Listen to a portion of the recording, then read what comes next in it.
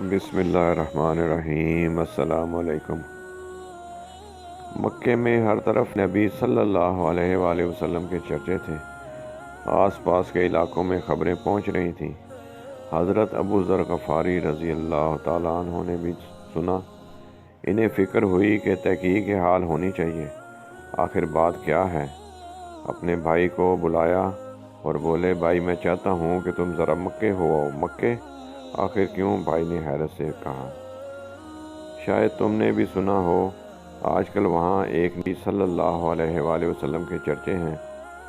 ان کا دعویٰ یہ ہے کہ ان کے پاس آسمان سے خدا کا پیغام آتا ہے۔ ذرا تحقیق تو کرو کہ بات کہاں تک صحیح ہے۔ واقعی وہ نبی صلی اللہ علیہ وآلہ وسلم ہیں؟ حضرت ابو ذر غفاری رضی اللہ تعالیٰ عنہ نے کہا۔ بھائی سفر کے لیے تیار ہوئے اور چند روز میں مختصر سی معلومات کر کے واپس آ گئے۔ حضرت ابو ذر غفاری رضی اللہ تعالیٰ عنہ، کہو بھائی کیا معلومات کر کے لائے؟ بھائی جہاں تک میں دیکھ سکا وہ جو کچھ کہتے ہیں بڑی ہی پاکیزہ باتیں ہیں، سراسر اخلاق اور بھلائی کی باتیں ہیں، اور ایک ایسا اثر انگیز کلام سناتے ہیں جو محض شاعروں کی خیال آرائی نہیں ہے بلکہ سراسر ہدایت اور صداقت ہے۔ بھائی ان کی ان مختصر باتوں سے ابو ذر غفاری رضی اللہ تعالی عنہ کو تسکین تو کیا ہوتی، شوق میں کچھ اور اضافہ ہو گیا۔ اب وہ خود ہی مکے جانے کی تیاری کرنے لگے۔ چنانچہ مختصر سا سامان لیا، پانی پینے کے لیے ایک چھوٹا سا مشکیزہ لیا اور جذبہ شوق میں روانہ ہو گئے۔ مکے پہنچ کر مسجد میں ٹھہرے، مگر حیران تھے کہ کس سے پوچھیں، کیا پوچھیں۔ آخر رات ہو گئی اور وہیں لیٹ گئے۔ حضرت علی رضی اللہ تعالیٰ عنہ نے انہیں لیٹے دیکھ کر سمجھ لیا کہ کوئی مسافر ہیں، اپنے ساتھ لے گئے، کھانا کھلایا اور وہیں اپنے ساتھ رات کو ٹھہرا لیا۔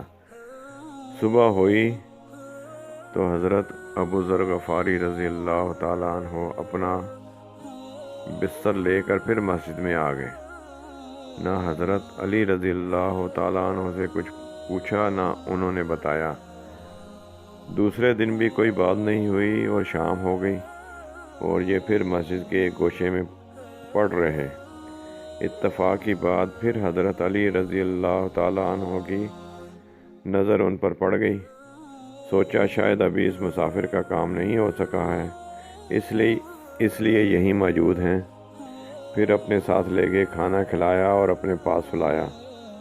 حضرت علی رضی اللہ تعالیٰ عنہ نے یہ کچھ ضرورت محسوس نہیں کی کہ مسافر سے کچھ پوچھیں۔ معلوم نہیں کیسا کام ہو، بتانا چاہیں یا نہ چاہیں، اور خود ابو ذر رضی اللہ تعالیٰ عنہ نے بھی کچھ نہ کہا۔ صبح ہوئی اور پھر وہ اپنا بستر لپیٹ مسجد میں آ رہے۔ شام کو پھر حضرت رضی اللہ تعالیٰ عنہ سے ملاقات ہوئی۔ حضرت علی رضی اللہ تعالیٰ عنہ کو بڑا احساس ہوا کہ 3 روز سے ایک مسافر یہاں آیا ہوا ہے اور ہم سے اتنا بھی نہیں ہوا کہ اس سے آنے کی غرض پوچھ کر کچھ مدد ہی کر دیں۔ یہ سوچ کر مسافر سے پوچھا، اگر کوئی حرج نہ ہو تو مجھے بتائیں یہاں آپ کس غرض سے آئے ہیں، شاید ہم آپ کی کچھ مدد کر سکیں۔ حضرت ابو ذر غفاری رضی اللہ تعالیٰ عنہ نے کہا، میں آپ کو بتا تو دوں گا، لیکن اسی وقت جب آپ مجھ سے یہ وعدہ فرما لیں گے کہ آپ میرے کام میں ساتھ دیں گے اور میری رہنمائی کریں گے۔ حضرت علی کرم اللہ وجہہ نے فرمایا، کیوں نہیں، آپ ہمارے مہمان ہیں، اگر ہمارے کرنے کا کام ہوگا تو ضرور کریں گے۔ میزبان کی طرف سے ہمدردی کے یہ جملے سن کر حضرت ابو ذر غفاری رضی اللہ تعالیٰ عنہ کو کچھ حوصلہ بڑھا اور رازداری کے انداز میں بولے، سنا ہے یہاں کوئی نبی صلی اللہ علیہ وآلہ وسلم ہیں جو یہ دعویٰ کرتے ہیں کہ ان کے پاس آسمان سے خدا کا پیغام آتا ہے۔ بس میں ان سے ملنے کے شوق میں آیا ہوں کہ حقیقت حال معلوم ہو جائے۔ حضرت علی رضی اللہ تعالیٰ عنہ مسافر کی یہ بات سن کر دل ہی دل میں بہت خوش ہوئے اور بولے، اچھا اس وقت تو آپ چل کر آرام کیجئے، جب صبح ہوگی تو نبی صلی اللہ علیہ وآلہ وسلم کے پاس چلیں گے، لیکن یہاں کے حالات بہت نازک ہیں، ذرا اس کا خیال رکھنا، آپ میرے پیچھے پیچھے چلیں، اگر میں کہیں کھٹکا محسوس کروں گا تو کسی چیز کے بہانے رک جاؤں گا اور آپ چلتے رہیں تاکہ کسی کو یہ شبہ نہ ہو کہ آپ میرے ساتھ ہیں۔ حضرت ابو ذر غفاری نے کھانا کھایا اور لیٹ گئے، مگر آج نیند کہاں، وہ تو صبح کے شوق میں گھڑیاں گن رہے تھے۔ آخر کار صبح ہو گئی۔ اب یہ دونوں نبی کریم صلی اللہ علیہ وآلہ وسلم کی خدمت میں حاضری کے لیے روانہ ہوئے۔ حضرت علی رضی اللہ تعالیٰ عنہ آگے آگے اور حضرت ابو ذر غفاری رضی اللہ تعالیٰ عنہ پیچھے پیچھے، یہاں تک کہ دونوں رسول اللہ صلی اللہ علیہ وآلہ وسلم کے گھر پہنچ گئے۔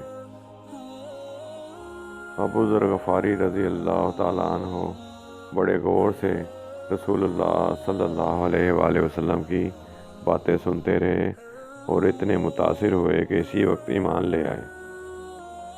اب رسول اللہ صلی اللہ علیہ وآلہ وسلم نے ابو ذر غفاری رضی اللہ تعالیٰ عنہ کو نصیحت فرمائی کہ اب تم سیدھے اپنے گھر جاؤ اور اپنے قبیلے کے لوگوں کو یہ دعوت پہنچاتے رہو، جب میرا حکم پہنچے تو یہاں چلے آنا۔ مگر ابو ذر غفاری رضی اللہ تعالیٰ عنہ کو تو توحید کا نشہ چڑھ چکا تھا۔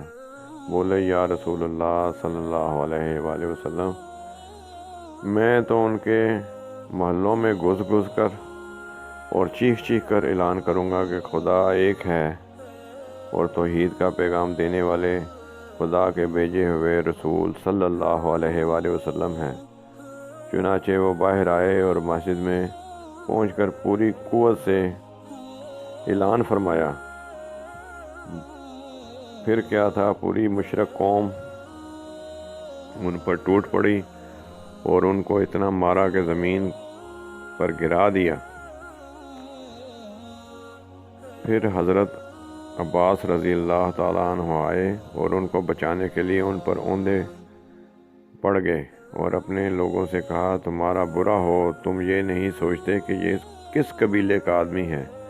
یہ غفاری ہے اور شام کی طرف جانے کے لیے تمہاری طرف تجارت کا راستہ اسی قبیلہ غفار پہ سے ہو کر گزرتا ہے۔ لوگ ہٹ گئے اور حضرت عباس رضی اللہ تعالیٰ عنہ ان کو بچانے میں کامیاب ہو گئے۔ پھر جب دوسرا دن ہوا تو یہی واقعہ پیش آیا۔